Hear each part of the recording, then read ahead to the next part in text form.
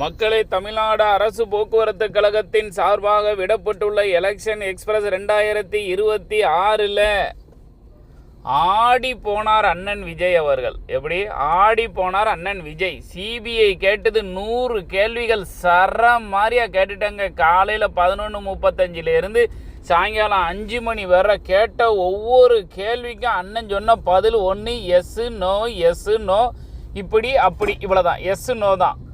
ஐயோயோ வச்சு உரிச்சு எடுத்துட்டாங்க விஜய் அவர்களை.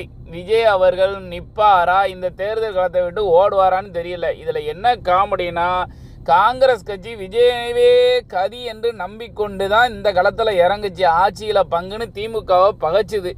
இப்போ என்ன நடக்க போகுதுன்னே தெரியல.